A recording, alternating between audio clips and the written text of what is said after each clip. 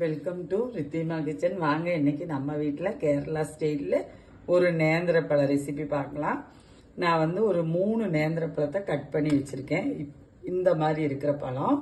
இந்த பழம் வந்து தோல் தாங்க கருத்து இருக்குது. பாருங்க, நான் காட்டுறேன். உள்ளுக்குள்ளே பார்த்தீங்களா?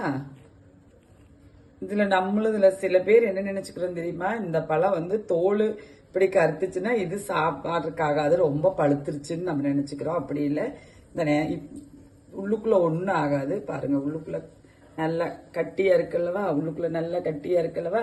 இந்த பழம் சாப்பிட்றதுக்கெல்லாம் ரொம்ப நல்லா இருக்குங்க. நல்ல ஹெல்த்தி ஃபுட்டு. கேரளாவில் வந்து குழந்தைங்களுக்கெல்லாம் வந்து ஒரு 5 மாசம் ஆனாலே வந்து இந்த நேந்திர பழம் நம்ம இட்லி பாத்திரம் இருக்கல்லவா, அதில் வச்சு இட்லி தட்டு வச்சு ஆவிக்கு ஏற்றி கொடுப்பாங்க. ஸ்டீமர்லேயும் வச்சு கொடுப்பாங்க.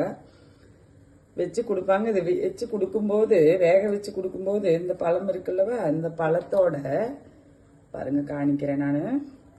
இந்த உள்ளுக்குள்ள இந்த விதை இருக்குல்லவா, இதை எடுத்துட்டு கொடுப்பாங்க. இதை எடுத்துட்டு ஆவியில் வேக வச்சுட்டு இதை எடுத்துட்டு கொடுப்பாங்க. நல்ல ஹெல்த்தி ஃபுட்டுங்க. வாங்க, இதில் ஒரு ரெசிபி நான் காட்டுறேன். இது வந்து எங்கள் மாமியார்கிட்ட இருந்து கற்றுக்கிட்ட ரெசிபி. வாங்க பார்க்கலாம்.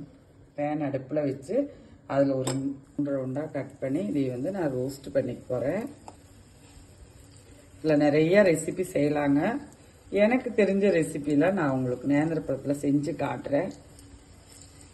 பெரியவங்களுக்கு, குழந்தைங்களுக்கு நம்ம இதில் ஒரு பழம் சாப்பிட்டுட்டோம்னா காலையில் டிஃபனே முடிஞ்சுதுங்க. அவ்வளோ நல்லது, ஹெல்த்தியான ஃபுட்டு.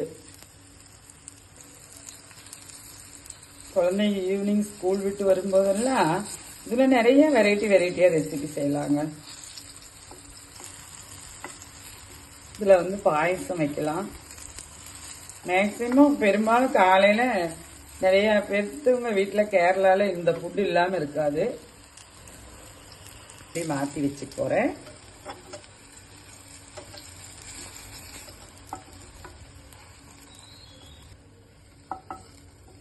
நான் அதே சைஸில் எல்லாம் 3 பழம் கட் பண்ணி வச்சிருக்கிறேன். முந்திரி பருப்பு போட்டு போகிறேன்.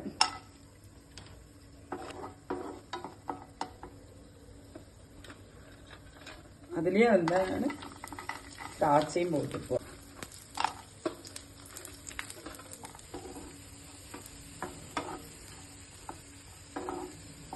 பாருங்க, அதையும் மாற்றி வச்சு போகிறேன். முந்திரி பருப்பும் திராட்சையெல்லாம் நான் வறுத்து எடுத்து வச்சுட்டேன். இதுலேயே வந்து நான் பாருங்க, இந்த நெய்யிலேயே வந்து நான் இந்த 3 பழத்துக்கு தேவையான அளவு தேங்காய் வந்து ஒரு அரை மூடி திருகி வச்சிருக்கேன். அது போட்டு போறேன். போட்டு நல்லா ரோஸ்ட் பண்ணிட போறேன். பாருங்க, தேங்காய் நான் வறுத்தது வந்து இவ்வளவு ப்ரௌன் சைடு வரணும். இது வந்து நமக்கு போதுமான அளவு. நல்ல மனம் வருங்க. தேங்காயோட நல்ல ராசமில் நல்லா வரும். பாருங்க, இந்த தேங்காயை வந்து நான் மாற்றி வச்சுக்க போறேன். தேங்காய் வந்து வறுத்துட்டேன். நான் அதையும் மாற்றி வச்சிட போறேன். இப்போ வந்து அந்த பேன்லேயே வந்து நான் இவ்வளோ நெய் விட்டுக்க போறேன். பாருங்க, இந்த கரண்டில் 2 ஸ்பூன் நெய் விட்டுக்கிட்டேன். அதில் வந்து நான் 3 பழம் எடுத்து வச்சிருக்கேன்லவா, நேந்திர பழம், அது போட்டு போறேன்.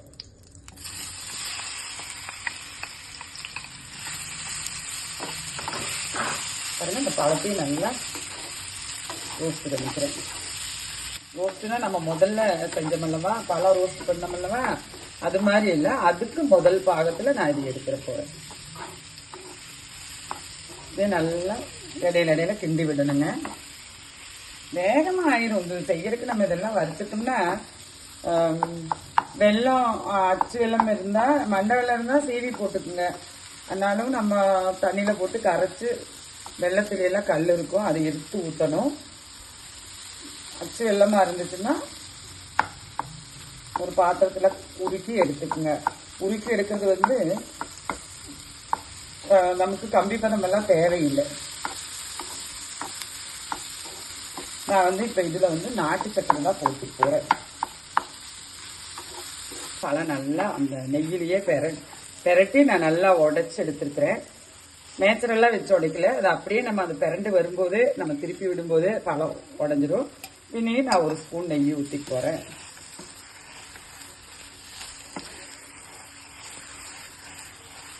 பாருங்க, இந்த டைமில் நம்ம வெள்ளத்தில் காய்ச்சி ஊற்றுற மாதிரி இருந்துச்சுன்னா 250 கிராம் வெல்லம் காய்ச்சணுங்க. நான் வந்து இதில் 1 பவுல் நாட்டு சர்க்கரை எடுத்துக்கிறேன்.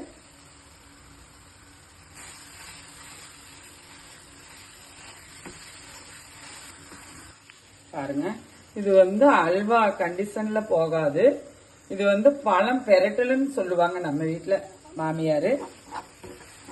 இதுல வந்து நம்ம மேட்ச் பண்ணிருக்கிறோம் அல்லவா, அதெல்லாம் வந்து அதுல ஒவ்வொரு பீஸ், ஒவ்வொரு சின்ன சின்ன பீஸுக்கு வந்து இப்படி இருக்கும். நம்ம மேட்சரை வச்சு மேட்ச் பண்ணிருந்தோம்னா ரொம்ப நல்லா உடஞ்சிருக்கும். அது அப்படி உடையக்கூடாதுன்னு சொல்லுவாங்க. இதுக்கு வந்து பல பெரட்டல் சொல்லுவாங்க. நல்லா சுருண்டு வருது. இந்த டைம் வந்து நான் தேங்காய் வந்து ரோஸ்ட் பண்ணி வச்சிருக்கிறேன் அல்லவா, அது போட்டு போறேன். இதுக்கு வந்து கட் பண்ணி போடக்கூடாதுங்க. இது வந்து திருவிட்டு நம்ம இப்படிதான் ரோஸ்ட் பண்ணணும். அப்பதான் இந்த பழத்தோட நல்லா மேட்ச் ஆகி வரும். இப்படிதான் நம்ம வீட்டுல செய்வோம். பாருங்க, 4-5 ஏலக்காய் பொடி பண்ணி வச்சிருக்கேன். சுக்கு பொடி எடுத்து வச்சிருக்கேன், அதுவும் போட்டு போறேன்.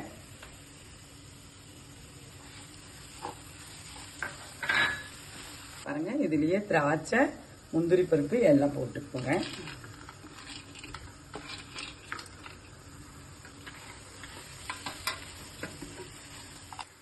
இந்த டைம் வந்து நான் இந்த பழம் ரோஸ்ட் பண்ணி வச்சிருக்கேன்லவா, அதுவும் போட்டு போறேன். போட்டுட்டு பின்ன நம்ம கிண்டி விடக்கூடாது. பின்ன நம்ம குழந்தைகளுக்கு பவுல்ல ஓட்டு கொடுத்துடலாம். நல்லா இருக்கும் சாப்பிட்றதுக்கு, ரொம்ப நல்லா இருக்கும். இது எடுத்து வைக்கலாம். நம்ம வந்து இது செஞ்சுட்டு ஒரு 4 நாள் எல்லாம் இந்த நம்ம வெளியே வச்சோம்னா நம்ம அப்படியே இருக்குங்க. இது வந்து நிறைய அந்த நேந்திரப்பழ ரெசிபி நிறைய விதமா செய்யலாம். நம்ம குழந்தைகளுக்கு நிறைய டிஷ் இதுல செஞ்சு கொடுக்கலாம். எனக்கு தெரிஞ்ச ரெசிபி நான் காணிக்கிறேன். நம்ம வீட்டுல செய்யற ரெசிபி வாங்க சாப்பிடலாம். வீட்டுல குழந்தைங்களுக்கெல்லாம் செஞ்சு கொடுங்க. நன்றி, வணக்கம்.